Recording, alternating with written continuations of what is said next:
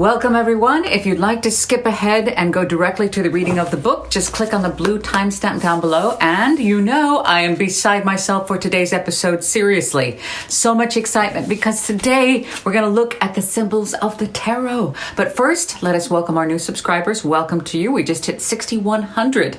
I have a goal for 10,000 by the end of November. Now don't laugh. Anything is possible. And also, because of the changes over the years here on Living Theosophy, I started here just voicing theosophical audiobooks. They're still on this channel, but it's a numbers game. So while folks are coming in, some are going out, but overall, we are growing and going, and that's good.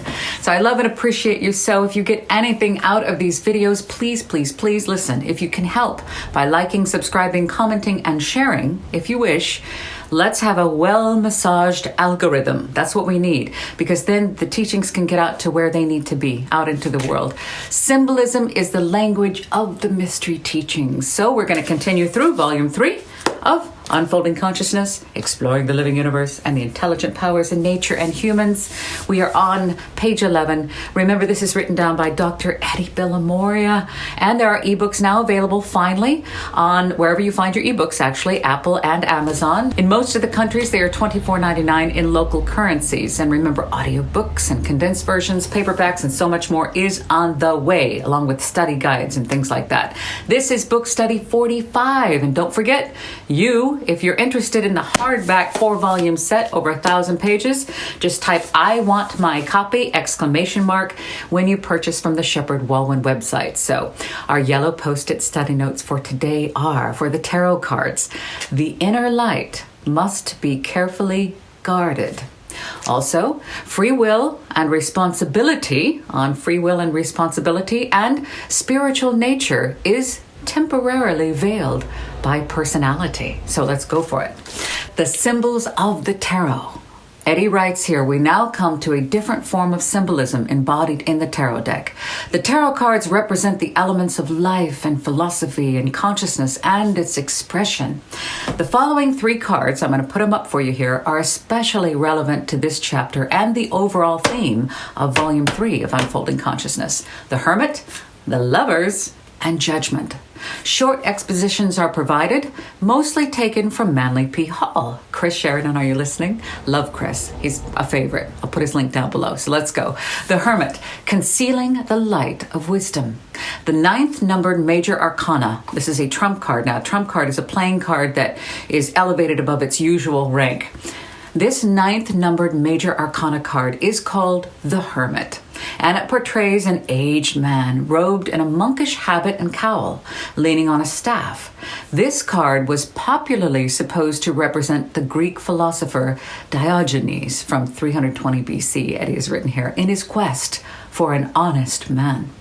In his right hand, the recluse carries a lamp, which he partly conceals within the folds of his cape.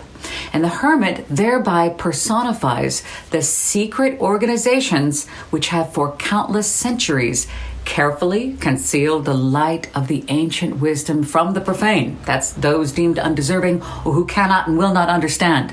The staff of the Hermit is knowledge, which is man's enduring support. And sometimes the mystic rod is divided by knobs into 7 sections. This is a subtle reference to the mystery of the 7 sacred centers along the human spine, otherwise known as chakras, which we can cover if you wish in one of these lessons. In the Pseudo-Egyptian tarot, the Hermit shields the lamp behind a rectangular cape to emphasize the philosophic truth that wisdom, if exposed to the fury of ignorance, would be extinguished like the tiny flame of a lamp unprotected from the storm. And that's one of the things we are doing here. I get a lot of flack for taking these out into the world and giving them to all. Anyone who comes across this channel can have access to these teachings. I get a lot of heat from folks who say you can't do that. You're not allowed to give them out to everyone. I can't deny that I feel a responsibility to serve these teachings and give them a voice and get them out into the world. Our world needs them more than ever before right now. So I understand. That is the guidance and the suggestion or the law, but I can't help it. That's why we're here. So moving forward, man's bodies form a cloak through which his divine nature is faintly visible like the flame of the partly covered lantern. Through renunciation, relinquishment, and surrender and letting go, the hermetic life, okay, from living the hermetic life, which means just letting go, man attains depth of character and tranquility of spirit. Doesn't mean you have to be a pauper. It just means you have to let go.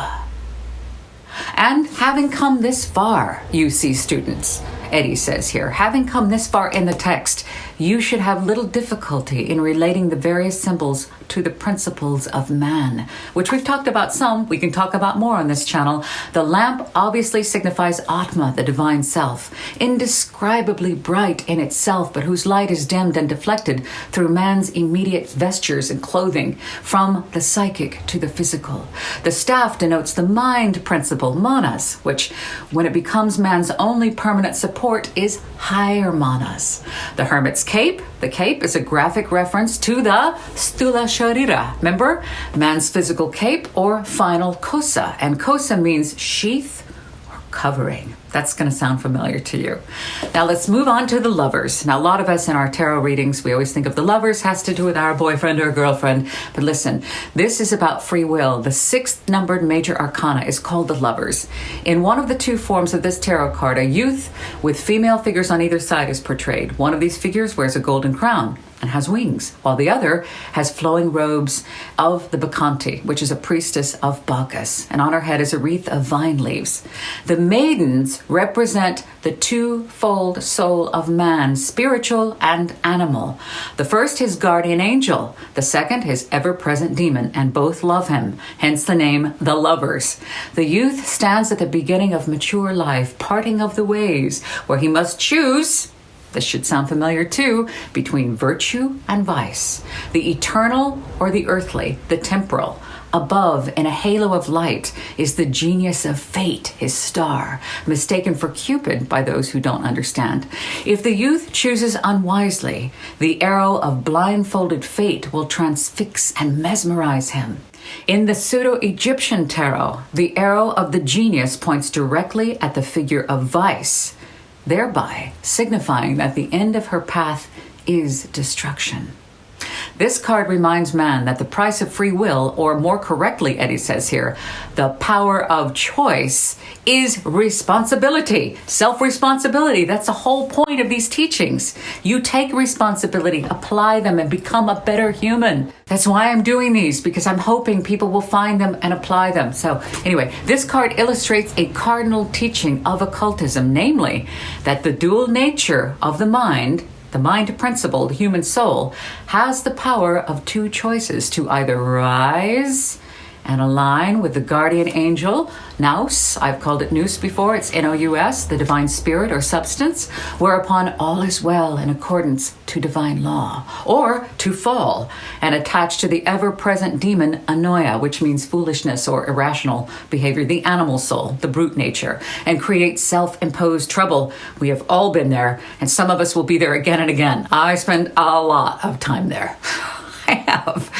Now moving on to the Judgment, liberating the spiritual nature from the material sepulcher, and sepulcher means tomb. The 20th numbered major arcana, the Judgment, portrays 3 figures rising apparently from their tombs, though one coffin is visible. One coffin, pay attention to that. Above them, in a blaze of glory, is a winged figure, presumably the angel Gabriel, blowing a trumpet. This tarot card represents the liberation of man's 3-fold spiritual nature from the sepulcher of his material constitution. Since but 1/3 of the spirit actually enters the body, the other 2/3 make up the hermetic anthropos, or overman, comparable to Emerson's oversoul or Brunton's overself. Only one of these 3 figures is actually rising from the tomb. In 1781, Antoine de Gébelin, who's a French Protestant pastor, initiated the interpretation of the tarot as an arcane treasure, a repository of timeless esoteric wisdom if we just look at the symbols. He maintained that the one coffin there may have been an afterthought of the card makers, and that the scene actually represents creation rather than resurrection. But in philosophy, these 2 words, creation and resurrection, are practically synonymous. creation, resurrection. The blast of the trumpet represents the creative word, by the intoning of which man is liberated from his terrestrial limitations. So let's say that again. The blast of the trumpet represents the creative word, by the intoning of which man is liberated from his terrestrial limitations. In the Pseudo-Egyptian tarot, it is evident that the three figures signify the parts of a single being, for three mummies are shown emerging from one mummy case. That's the threefold spiritual nature, liberated from the sepulcher, liberated from the tomb. It refers to the release of we talked about this before, the upper triad, Atma, Buddhi, Manas, right? From the mortal personality. Remember, death is transition, okay? Upon death for the average person, but in life for the illumined sage. You don't have to die or have a near-death experience to evolve here. You can do it in this lifetime. That could be you. Moreover, these three figures signifying the parts of a single being are spirit, soul, and body, comprising the three parts, the compound composition of man on earth. Thank you, Eddie. Next week, we move into the symbolism of the game of chess, the drama of life. Can you play chess? I don't know, I'm not very good at it. But anyway, I love being here with you. Thank you for being here with me.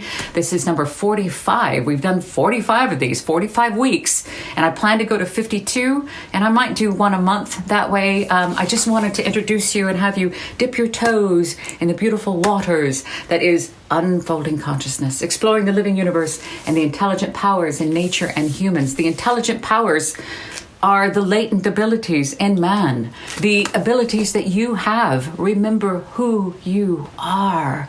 Remember who you are. And if you are here and you've watched this far, good for you, because this is about you. It's true. So I'll see you next week, and I appreciate you and I love you. And please leave your comments and suggestions. I try to get back to all the comments as we're growing. I'm here for you. I'm suiting up and showing up because I'm a student as well. I learn when I get to do these too, and I love you. It's all about you.